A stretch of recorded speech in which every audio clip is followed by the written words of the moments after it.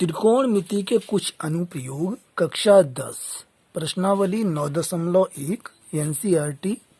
प्रश्न 2। आंधी आने से एक पेड़ टूट जाता है और टूटा हुआ भाग इस तरह मुड़ जाता है कि पेड़ का शिखर जमीन को छूने लगता है और इसके साथ 30 डिग्री कोण बनाता है। पेड़ के पाद बिंदु की दूरी जहां पेड़ का शिखर जमीन को छूता है 8 मीटर है। पेड़ की ऊंचाई ज्ञात कीजिए। तो पहले हम चित्र इसका बना लेते हैं।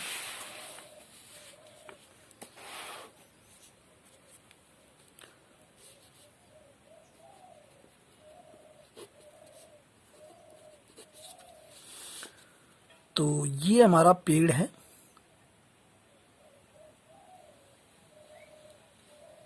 देखिए इस प्रकार से, और ये यहाँ से टूट जाता है। टूट करके यह जो है ये जमीन पर आकर के गिर जाता है।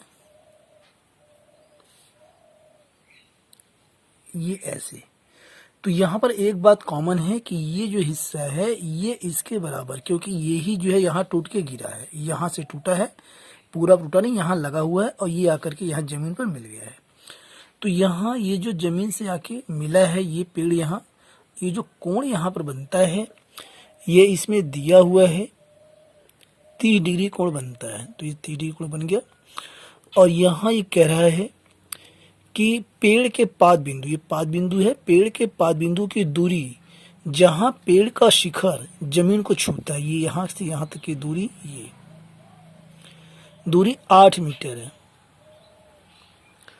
और हमें क्या बताना है, हमें बताना है पूरे पेड़ की ऊंचाई क्या है। ये यहां से लेकर के यहां तक ये पूरे पेड़ की ऊंचाई क्या है।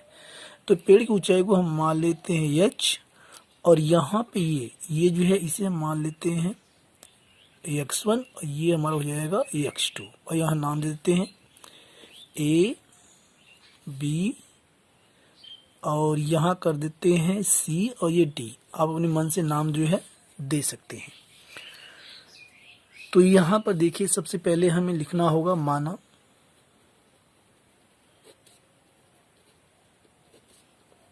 पेड़ की ऊंचाई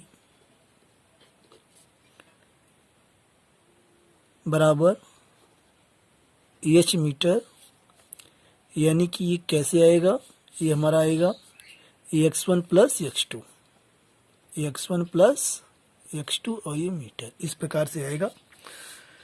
तो यहाँ पर हम क्या करेंगे, ये हमारा देखिए समकोण त्रिभुज है DBC, ये यहाँ पर समकोण है। तो हम लिख देंगे समकोण त्रिभुज DBC में, इसमें हम ले सकते हैं tan 30, और ये हो जाएगा लंब बटे आधार, यानी कि BD और बटे में BC। tan 30 का मान 1/करनी में 3 होता है। BD x1 है और BC यहाँ पर 8 मीटर। तो ये गुणा कर देंगे तो यहाँ से हमारा आ जाएगा x1 बराबर 8/करनी में 3। ये हमारा आ गया इक्वेशन नंबर 1। अब जो है हम पुनः दोबारा इसी त्रिभुज में हम लेंगे पुनः समकोण त्रिभुज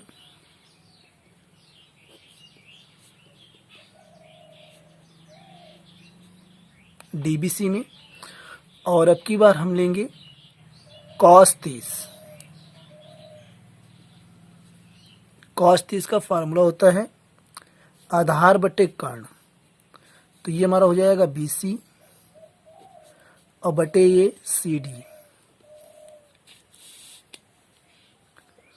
अब cos 30 का जो मान होता है वह होता है करनी में 3/2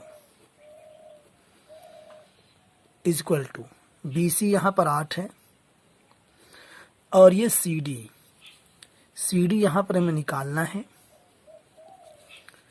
अगले स्टेप में हम क्या कर सकते हैं, CD का हम तिर्यक गुणा कर देंगे, क्रॉस मल्टीप्लिकेशन, CD यहाँ आ जाएगा और ये 8 की 2 में गुणा कर देंगे, गुणा 2, और बटे में ये करनी में 3 आ जाएगा।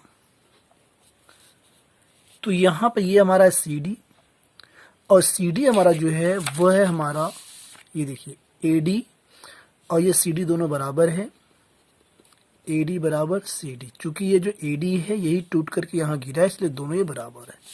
तो ए डी के स्थान पर हम सी डी रख सकते हैं, यानी सी डी के स्थान पर ए डी कर सकते हैं।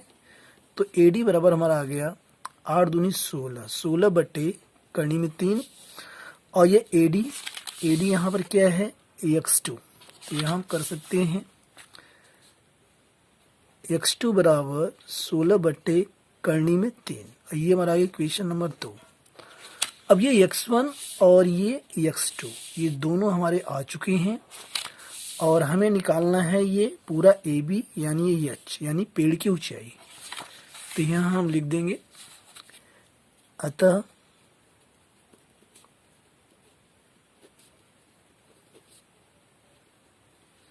पेड़ की ऊंचाई h बराबर x1 प्लस x2, और यह लिख सकते हैं समीकरण 1 और 2 को जोड़ने पर। तो एक हमारा यहाँ पर है 8 बट्टे करनी में 3, तो 8 बट्टे करनी में 3 प्लस, और ये हमारा है 16 बट्टे करनी में 3, तो 16 बट्टे करनी में 3। अब इन दोनों को हम जोड़ देंगे, तो ये करनी में 3 और ये 16 8 बटे करनी में 3, और ये 16 8, ये आ गया 24, और इसे हम लिख सकते हैं 8 गुणा 3 बटे करनी में 3। अगले स्टेप में ये 8 गुणा, और 3 को लिख सकते हैं करनी में 3 गुणा करनी में 3, बट्टे में करनी में 3 है, ये कट जाएगा। तो आगे हमारे पास आंसर 8 करनी में 3 मीटर। तो आप बता सकते हैं पेड़ की ऊंचाई, जो ये पूरा पेड़ था, ये पूरा ये भी, ये जो है 8 करनी में 3 मीटर था, और यही इस क्वेश्चन का आंसर है।